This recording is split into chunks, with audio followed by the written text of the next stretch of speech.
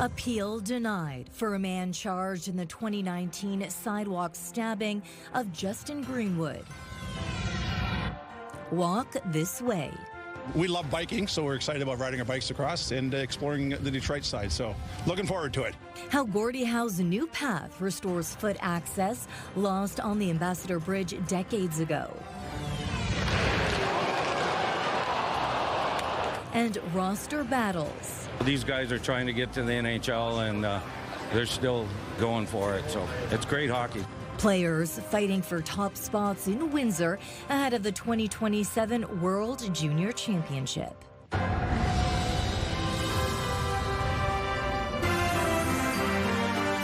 CTV News with Stefanie Masotti. Good evening, and thank you for joining us on CTV Windsor and AM 800. A Windsor man will remain behind bars now that a higher court has upheld a local murder conviction. It's in relation to the stabbing death of a young man in October of 2019. Joining me with the details tonight is CTV's Michelle Molesky. Michelle. Stefanie, Mustafa El-Kazi was found guilty of second-degree murder following a judge-alone trial in September 2023. The conviction in relation to the death of this young man, 20-year-old Justin Greenwood, a father of two. He was stabbed to death on October 19, 2019, on Tecumseh Road near McKay Avenue in what authorities described as a targeted attack.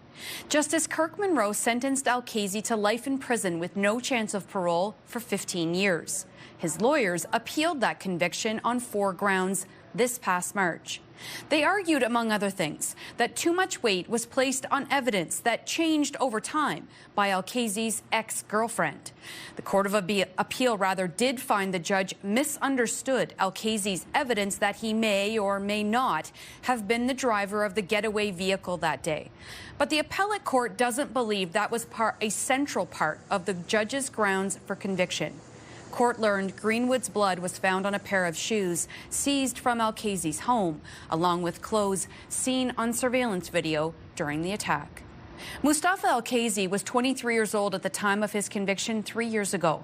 He cannot apply for parole until 2034, 15 years after he was first arrested in connection with Justin Greenwood's murder. Stefanie. Okay, Michelle, thank you. Our top story tonight. You're welcome.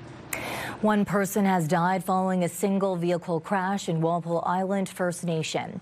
On Wednesday, just before 3:30 in the afternoon, emergency services were notified that a vehicle left River Road, landing in the St. Clair River. An 84-year-old man from Walpole Island First Nation was recovered and pronounced dead on the scene. Police are asking anyone with information or dashcam footage to contact the OPP. Chatham-Kent police have seized nearly $12,000 worth of drugs and weapons during a search in Wallaceburg. Officers searched a King Street home Thursday as part of an ongoing fentanyl trafficking investigation. 9 people were arrested, and police say they recovered fentanyl, methamphetamine, cash, and several weapons, including BB guns, bows, and ammunition. Multiple suspects are now facing drug and weapons-related charges. Chatham-Kent police are asking for the public's help as they investigate vandalism at the Veterans Memorial Crosswalk in downtown Erie. Investigators say the damage happened around 2 o'clock on the morning of July 25th. Officers are looking for anyone who may have seen any suspicious activity or, again, has dash camera, security camera, or cell phone video from the area around that time.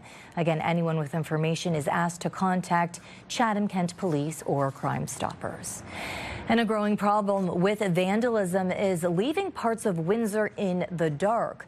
Ward 4 Councillor Mark McKenzie says thieves are breaking into underground access boxes and stealing copper wiring from streetlights.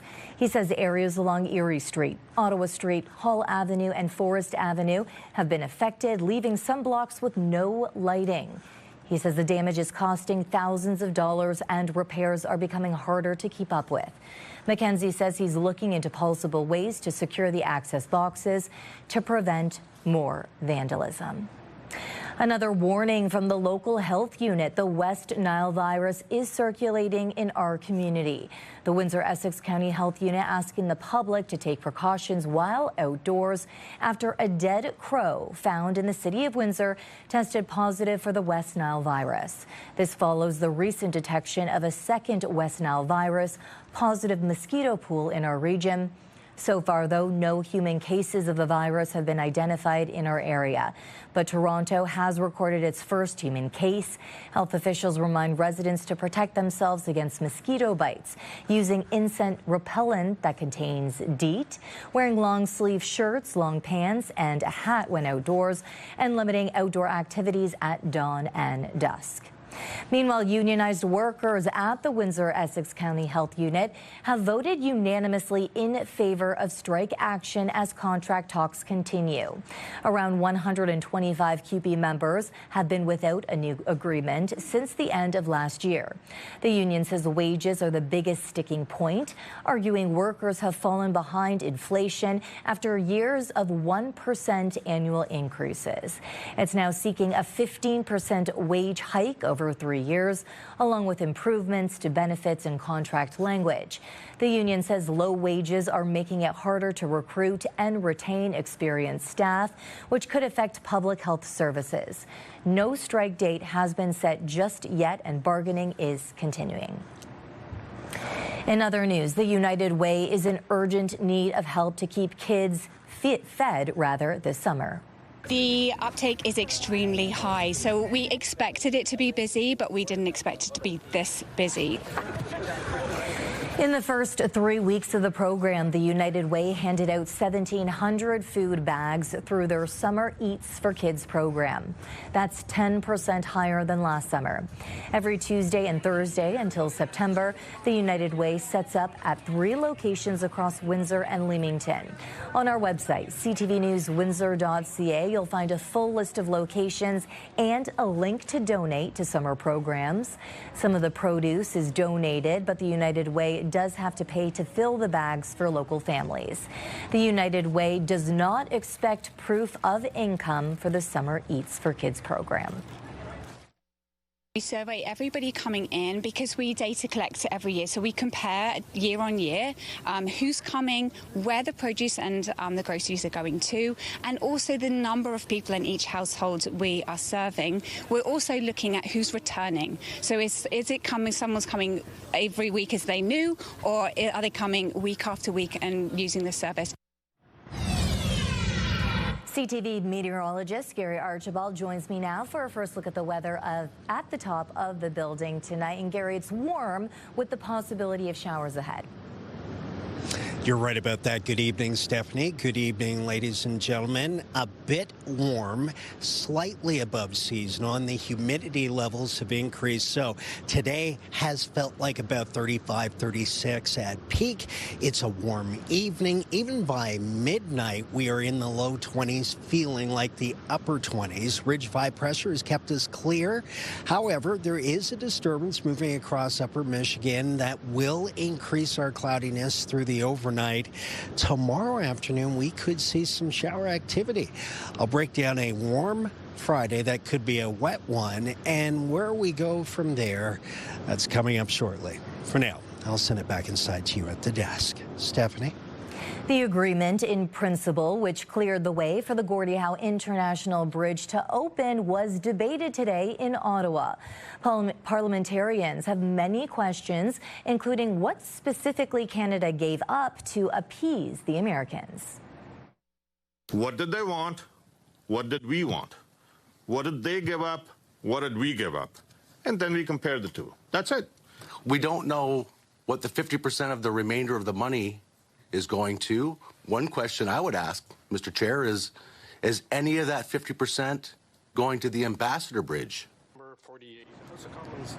The Conservative Party asked for a full hearing on the agreement in principle, and they wanted to be able to question officials from the Windsor-Detroit Bridge Authority and the Ministers of Housing, Trade and National Revenue. That motion was supported by the NDP and Bloc Québécois. Parliamentarians wanted more specifics on whether Canada's debt would be repaid first. how the money is sent to the Americans, how it would be spent, and whether or not a mechanism was in place should the U.S. dispute toll increases or decreases. After 2 hours of discussion, the Liberals on the Standing Committee on Government Operations adjourned the meeting without any mention of when the matter might return to Ottawa. A Liberal MP said the government needed to do something to get the vital cross-border connection open to traffic. This is a good news story. And even a good news story, my colleagues are incapable of cheering for Canada. And that is pitiful. That is very sad. Instead, we're going to go on a wild goose chase to try and create a story that paints us as not having Canadians back. And as you know, the Gordie Howe International Bridge opened to vehicles earlier this week. And starting on Wednesday, pedestrians and cyclists will get their turn to cross. CTV's Sanjay Maru joins us now with what users need to know before the path opens. So Sanjay, where exactly can people find the Canadian entrance?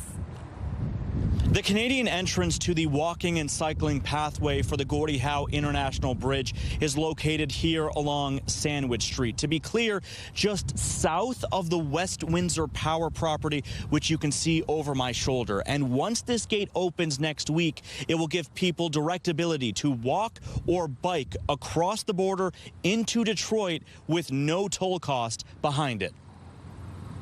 For avid cyclists in Windsor, the wait is almost over to extend their trail network into an entirely different country. We love biking, so we're excited about riding our bikes across and exploring the Detroit side. So looking forward to it. The multi-use path opens Wednesday at 8 in the morning, granting free access to the Gordie Howe International Bridge to those traveling on foot or by bicycle. And for nearby Sandwich Town, the new 2.5-kilometer connection is expected to bring big changes to the community. We are going to be the first place a lot of people see of Canada for the very first time, the first piece of civilization in this country.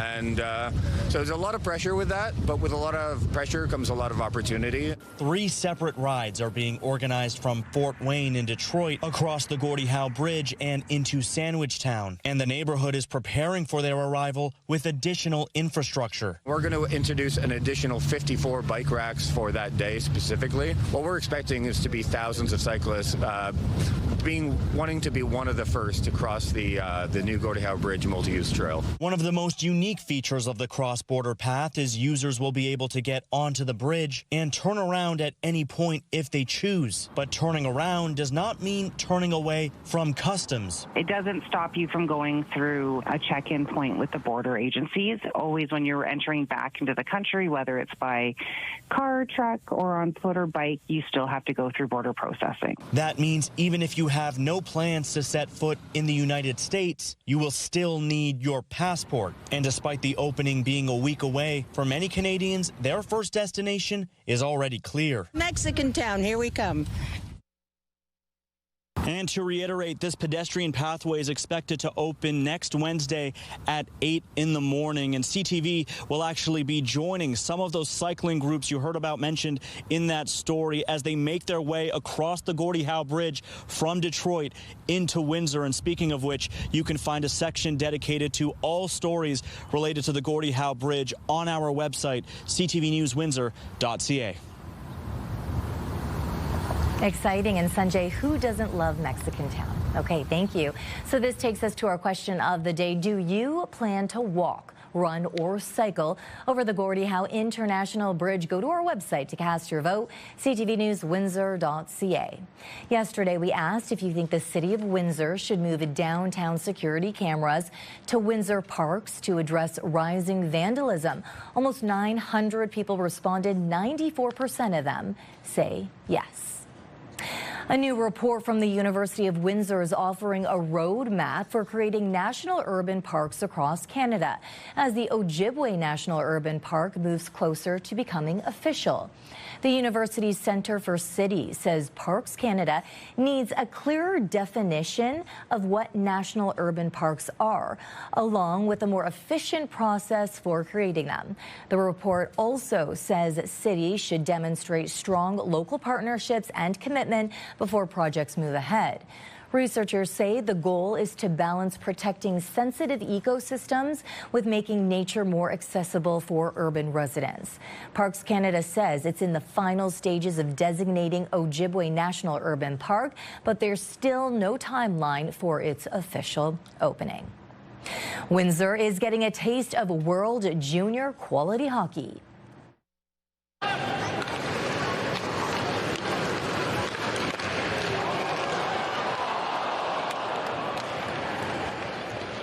The WFCU Center playing host to the World Junior Summer Showcase this week. The friendly matches are an opportunity for players to crack the final roster ahead of the holiday tournament in Edmonton later this year. Canada took on Finland and the USA on Saturday. Games bring some of the sport's best prospects here to Windsor. For Windsor's hockey diehards, the action feels like Christmas in July. They're going to dominate. It's really fun, and I'm happy to be here. I thought it was great. I was very excited when Canada scored. They have a really good goalie, really good players, but I think most of all, they're really kind people. I love it because that's my favorite tournament to watch. You know, these guys are trying to get to the NHL, and they're still going for it, so it's great hockey. So who's your favorite player? Please share it with us. Text us at 10400. You can also send photos of the game and video as well. Travel turbulence still ahead on Windsor's news leader. What a possible flight attendant strike at WestJet could mean for your travel plans. Flight fraud. A stranded passenger looking for help online became the target of a costly scam. Later, how to spot it. And tomorrow, could the answer to doom scrolling be an app that tells you to stop? A social media platform designed to help users spend less time online. That's tomorrow at 6 on CTV News. Flight turbulence ahead, with WestJet flights grounded as early as tomorrow. CTV's Kathy Lee takes us through the next steps before WestJet applies the brakes. A labor relations expert says the posturing between WestJet and the union is expected and all part of the bargaining process. Both sides have now issued lockout and strike notices, but there's still time to reach an agreement and avoid a work stoppage. For many WestJet passengers, today's trip comes with a question mark. They're traveling knowing their return could look very different with the strike looming. We're actually headed to San Diego, and so our dates are like right in the middle of the potential strike. Obviously, I'm a bit worried about it. I think there's probably some alternatives I could get from there if it was impacted. As bargaining continues, the union representing about 4,400 flight attendants has issued a 72-hour strike notice, while the airline has responded with a lockout notice of its own. In a statement, WestJet's CEO saying, "We sincerely regret the inconvenience and uncertainty this continues to cause for our guests." The union planned a press conference but canceled, saying in a statement, "Unfortunately, the parties are still too far apart on some key issues." Flight attendants voted 99% in favor of a strike mandate earlier this month. Wages, unpaid work, and working conditions, the major sticking points at the bargaining table. Issues similar to why Air Canada flight attendants went on strike last year for 3 days. This labor relations expert says despite today's escalation, there's still time to reach a deal. It's really not uncommon at all to see these kinds of situations resolved with an agreement at the 11th hour. While a strike could begin as early as Sunday, some flights could start being grounded as early as tomorrow unless a deal is reached. At least for these travelers, they are taking it in stride. A little bit of panic, but you know, we're going on vacation anyways. A few extra days doesn't hurt. Getting stranded in LA isn't that bad. The strike and lockout notices come a day after both sides agreed to a wind-down plan, which outlines the details of how operations would be scaled back and how crews would be returned if there is a work stoppage. Kathy Lee, CTV News, Calgary. Now, other airports like Toronto's Pearson are warning passengers about the potential travel disruption. So what do you need to know if you're flying with WestJet? CTV's Allison Bamford has the options available and the protections in place. the whole time been thinking about the what ifs. The Mescal family is flying to Ontario, where they were supposed to meet up with their daughter, who's flying in from Montreal. We had sort of alternative plans designed and thought through just in case there is a strike. And so with the news today, we've decided to sort of go with that plan. To avoid any possible flight disruptions, they canceled their daughter's flight and instead will drive to pick her up. WestJet is offering free cancellations and one-time changes to all passengers booked between today and August 4th to limit potential strike impacts. If they are able to move their dates, it's best to do so, just in case the strike does happen. It just makes it easier for the clients and for WestJet. Gabor Lukács, president of Air Passenger Rights, recommends travelers stay put until WestJet cancels their flight. Once they cancel your flight, you have far more rights. If WestJet cancels flights, they're required to book passengers on the next available flight, including competitor airlines, or they must provide a refund. It's the passenger's choice. If these cancellations happened preemptively before the strike, Lukács says passengers are entitled to even more. They have to provide you meals and accommodation and a lump sum $1,000 compensation, up to $1,000. The Saskatoon airport encourages passengers flying with WestJet over the next few days to reach out directly to the airline if they require assistance. The airport says they do have plans in place to limit any potential disruption. Allison Bamford, CTV News, Saskatoon. New trains, a new plant, and the promise of new jobs are part of the federal government's nearly $2 billion plan for a VIA refresh. This announcement is about far more than new trains. It's about building our country, supporting our workers, supporting passengers, creating good jobs, and developing expertise right here in Canada. The trains will be built by Switzerland-based Stadler. The first 9 will be built in Spain and the remaining 36 built in Canada. A new assembly plant and maintenance facility will also be built in Montreal. Weeks after heavy rains caused widespread flooding across Manitoba, many communities are still dealing with the aftermath. As CTV's Alex Carpa reports, damage to infrastructure could take months to repair. This is damage the hospital in Dauphin, Manitoba sustained from recent flooding. Officials have previously said it could take several months before the hospital could be fully repaired. There's still all kinds of electrical, mechanical, and structural assessments going on while they clean the facility. Bosiak says work is ongoing to ensure patients in Dauphin receive proper care, but says the closure is a major inconvenience. We're also concerned about all of the other services that occur at the hospital, like phlebotomy, blood services, x-rays, diagnostics, that now aren't locally available. In the Swan River Valley region just west of the city, more than 300 roads, bridges, and culverts were damaged. Reeve Bill Gade says repairs have already cost more than $40 million, with much more work ahead. The budget for our municipality is a little over $4 million a year. So to put that in perspective, we're talking about 10 years of our entire budget in damage just in a couple days. June's heavy rainfall caused widespread flooding across Manitoba. Part of farmer Alan Olinick's soybean crops are now filled with algae due to standing water. He says poor drainage is to blame. This is the storm of the century that hit us here, and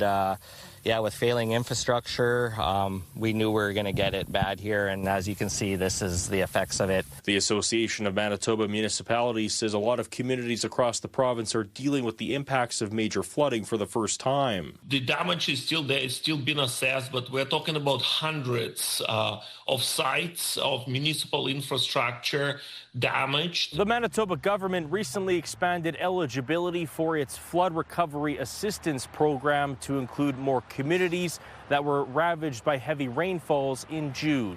Alex Carpa, CTV News, Winnipeg. New data shows the number of people working in Canada increased by 24,000 in the month of May, which amounts to a 0.1% increase compared to April. On a year-over-year basis, payroll employment was up by more than 112,000, which represents an increase of less than 1%. The numbers from Statistics Canada show that average weekly earnings were also up by 3.4% on a year-over-year basis. Potential new job for former NDP leader Jagmeet Singh. He is being considered for the top job at Destination Canada. The potential appointment is expected to be met with criticism from the opposition, as it is not clear if Singh has any industry experience. The possible appointment comes after Singh became eligible for his federal parliamentary pension following years as an MP. Singh served as NDP leader from 2017 to 2025.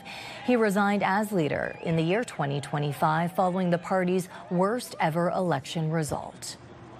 Some good news for the Windsor-built Chrysler Pacifica. Stellantis says sales of the popular minivan were up 7% in North America during the second quarter of 2026 compared to the same time last year. The automaker also reported a 6% increase in overall North American sales, marking its fourth straight quarter of year-over-year growth. In the U.S., sales climbed 6% as well. Canada saw a slight dip of 1%, while sales in Mexico jumped 17%.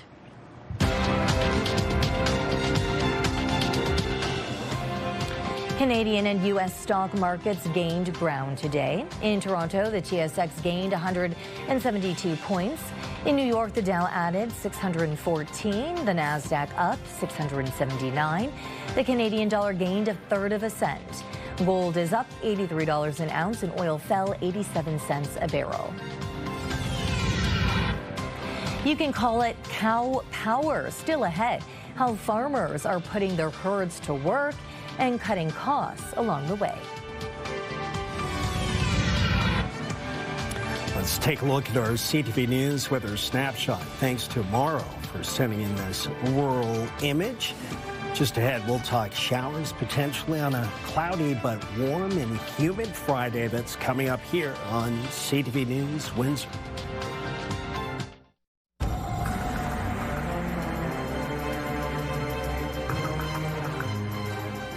A comfortable day this morning. Gary, I'm going to take a guess, and that was taken in your backyard. It was taken in my backyard, and looking at blue sky this morning, it was pleasant, a nice breeze, and then it warmed up and it got a bit humid towards the afternoon. Today's daytime high of 30 degrees, about 2 degrees above our average. The averages are now starting to decrease. Yes, we are near the middle of the summer season, and towards the end of the first week of August, we'll be looking at the latter stage. Air quality is good. A mixture of sun and cloud, a bit hazy over the horizon. We're looking at 30 very warm degrees, slightly above seasonal at the airport under those conditions. That's 86 Fahrenheit or 29 degrees Celsius, about 83 to 84 in Chatham, Canada. It feels like almost 37 in Windsor, feels like about 33 in Chatham, Canada, and we are still humid as we head a little bit further east towards London, Kitchener, Waterloo. Across the Great Lakes, warm. Warm in the southern prairies, in particular in Brandon, Manitoba, as well as Morrison, Winkler, our friends in Winnipeg, almost 30 degrees there. But the warm air right now, under the influence of high pressure, is relatively speaking precipitation free. That could change for tomorrow as we head towards the afternoon. Now, often from west to east, we see systems tracking across North America. We'll see the influx of cloud cover towards the afternoon on Friday, and there's a chance of some spotty showers. For now, it is a warm evening. A bit hazy, as I mentioned, towards sundown, but pleasant enough. It'll still feel like about 30 degrees through to 10 o'clock, even though the temperature is down to 24. By midnight, 22 and mostly cloudy, feeling like about 26 to 28. Take a look at our Enercare-style 7-day forecast. Remember, Monday's a holiday, so the weekend could be extended for you, and with that, we will see some cloudy conditions. Tomorrow afternoon, as mentioned, 31 feels like 38. It's a muggy day. A chance of showers, and then a chance of showers on a cloudy Saturday and Sunday. 26 degrees both days, so cooler and slightly below seasonal before a return to warmer conditions with sunshine Monday, Tuesday, Wednesday, and Thursday of next week with an average temperature near 29.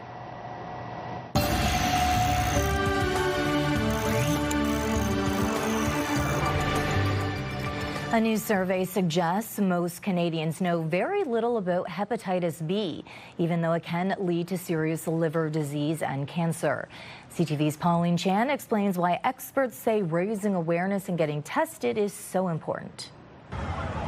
Victor Chen was born in Taipei and was diagnosed with hepatitis B at birth. My entire maternal family has Hep B, and so this is a part of our family's health history. And early detection has been good for his health. So I actually am able to live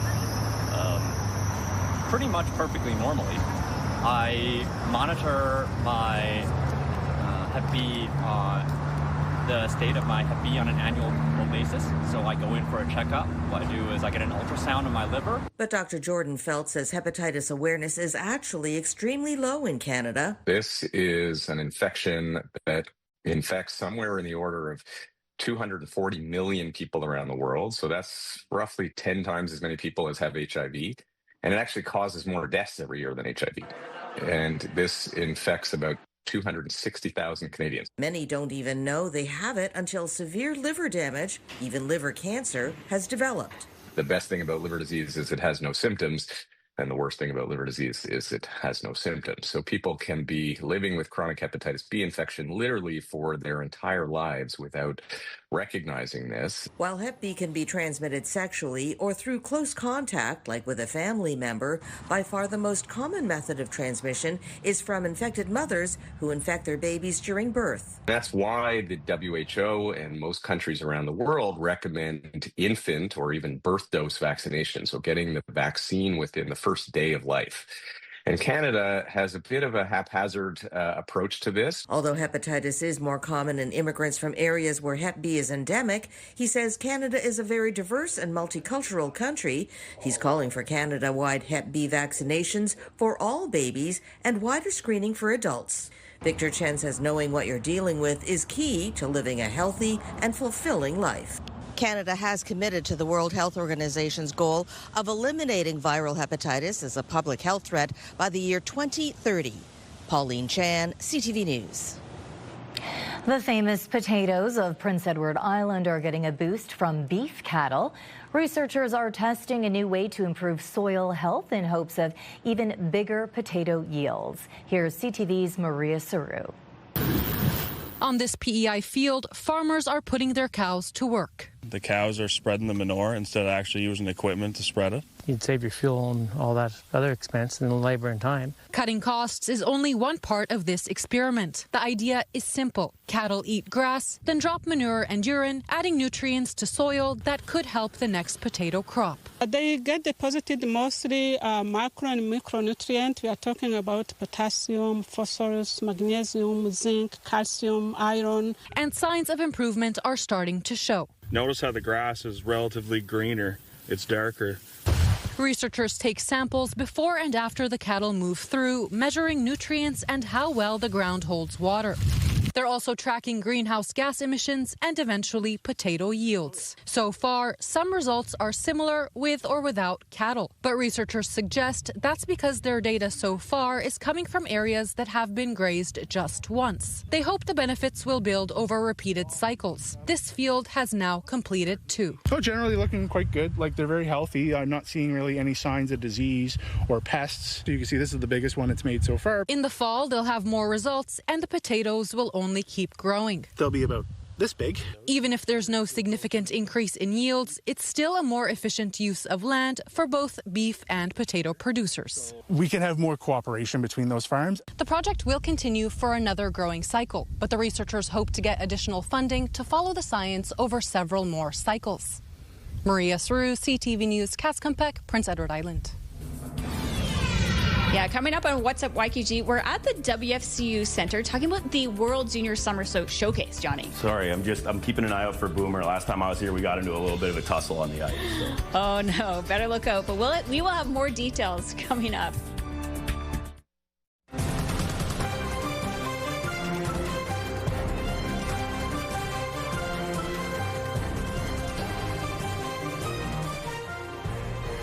An unsatisfied WestJet passenger was scammed after posting a negative review online. CTV's Pat Foran on what to watch out for in the comments section. I was not happy. I was really upset. Tracy Healy of Toronto was visiting British Columbia in March and had a great trip. But when she was to fly home in April, she missed her first flight. She did make it to Vancouver Airport for her connecting flight, but was not allowed to board. So I'm sitting at the airport and I'm panicking because I need to get back home to Toronto and I have work the next day. Healy decided to vent her frustration by contacting WestJet through social media. I log on to Facebook and then I found the WestJet customer service Facebook group. She says almost immediately she got messages from people claiming to be WestJet employees who wanted to help. We want to make this right for you. We're going to give you a refund.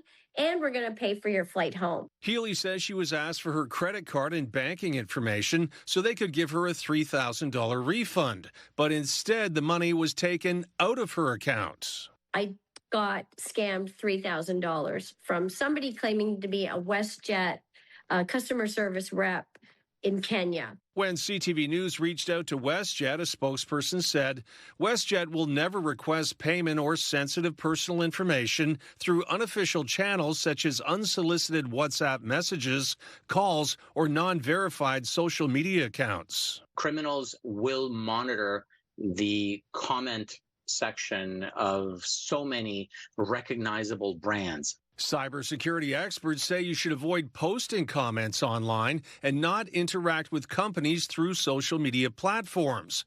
Only deal with them through regular channels. Reach out to us through our published phone number and we will help you. Nothing else should be trusted. Healy says she should have noticed some red flags, but says she was frazzled and frustrated being stuck in an airport. I can't believe I fell for this. He caught me at a moment when I was primed for the picking. Pat Foran, CTV News.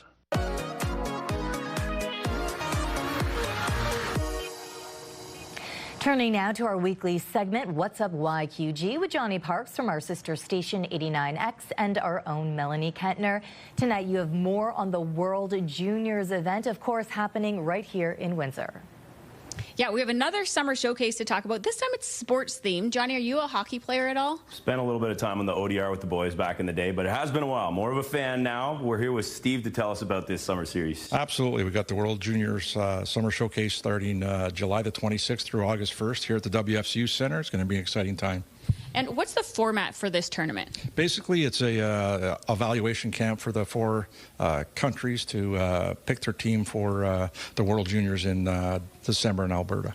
And as far as the players, anyone we might be familiar with? Yeah, there's going to be about 40 first-round picks that are going to be competing here over the period of time, and you know, a great chance to watch NHL future players. So lots of talent on the ice. Now, where can fans get tickets? Absolutely. They can go to the WFCUcenter.com is basically the easiest way to do it. The box office will be open throughout the days as well.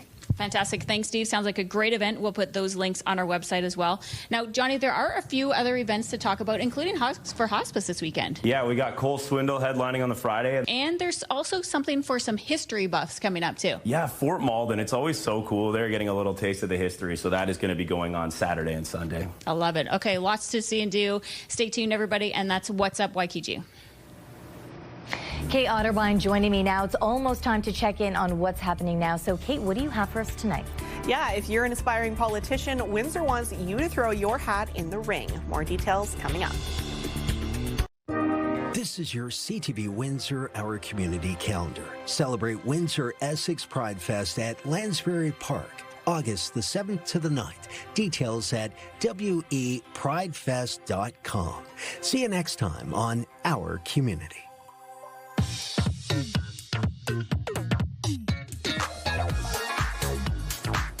Okay, Kate, this next story is very important. Windsor Mayor Drew Dilkins encouraging more residents to put their names forward for this fall's municipal election. That's right. He says the city needs strong leadership as it continues to grow.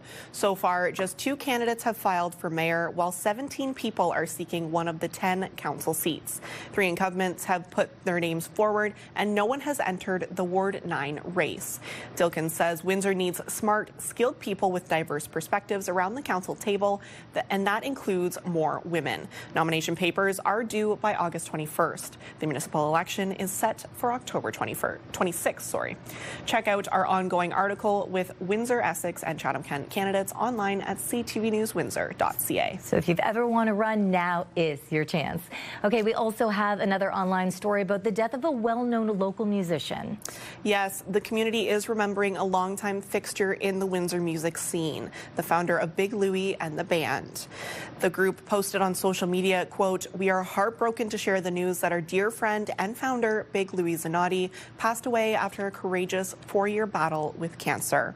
Over the past 4 decades, the band has performed at countless weddings, corporate events, and fundraising galas across Windsor, Essex." And in our social spotlight tonight, it turns out teddy bears aren't just for kids.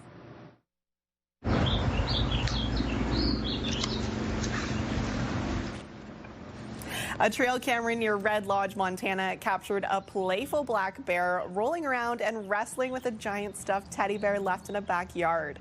This was posted just 3 days ago, and it already has almost 54,000 likes. I think it's safe to say this bear has found its new favorite toy. Oh, of course, so much fun. He's probably like, what is this? Yeah. Like, so cool, so much fun. Love it, love all of these stories. How can our viewers submit a video like this? If you have something in your backyard, something cute we need to see, how can they send it to us? Especially the animals. We love the animals. You can email it to newsnow@belmedia.ca or text it to 10400. That's what's happening now. Thank you so much, Kate.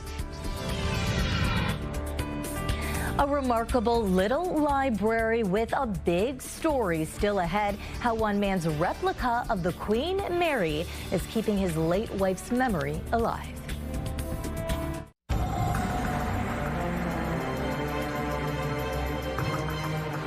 Hey, my backyard looked great this morning, didn't it? That was taken 15 minutes earlier than the other shot you took. It was. I was just, the blue sky was so pretty. It is, it is. I want to talk to you about the long weekend, though. I know a lot of families really, like, they have a lot of things planned, so they need to pay attention. Do, right? Of course I have things planned. Yes, of course you do.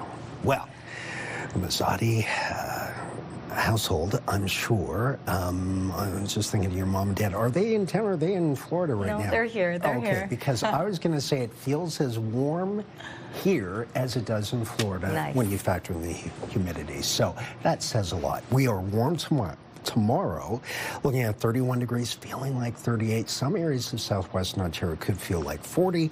It's cloudy Friday, Saturday, and Sunday. But Saturday and Sunday, we cool off mid-20s, around 26 or 25 degrees. Cloudier with some showers. And then next week, Monday through to Friday, we are likely sunny and fair. So mom and dad will feel very much at home here while they vacation, actually live part of the year. It's a wonderful life. I know. It really is. Beautiful life they have. Okay, Gary, thank you so much. Okay, so maybe you've seen them in your neighborhood, little libraries filled with books to share. But one in Victoria, BC stands out, but not because of what's on the shelves. CTV's Adam Sawatsky checks out this story. Across the street from this cruise ship terminal, you'll find Jeff Apollinario working at the end of his driveway. I've always wanted to make a library with a cruise ship theme, if you want to call it that. But this little library is turning out to be a very big replica of the iconic Queen Mary. Well, it's 8 foot long, so I got 8 foot more space in the garage now that it's out there. Jeff started building it in here after finding a perfect piece of furniture discarded on a curb. There was this 2-door gun cabinet sitting there. Well, after studying books showing the blueprints from when the Queen Mary was built in the 1930s, Jeff focused on custom making every detail in miniature, with help from his wife, Marge. She was great with the sanding, with the varnishing.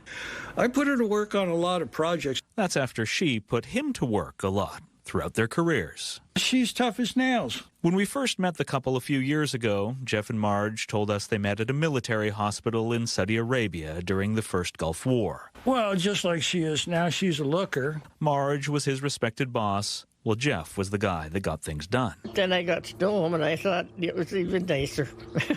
3 decades after falling in love, Marge and Jeff survived countless conflicts overseas before facing unexpected adversity at home. You play the cards you dealt. Right, babe? And we're making the best of things. So after Marge was diagnosed with Alzheimer's, Jeff customized a trike so they could go on daily dates around the neighborhood. So although her memory was fading, their love was enduring. I do love him. Yeah, I do. Well, Marge never got to see their library set sail at the end of their driveway. More than a year ago, she passed away. We had a good run. We saw a lot of places, had a lot of fun times. Which is why Jeff is so pleased to see the fun times people are having with the model.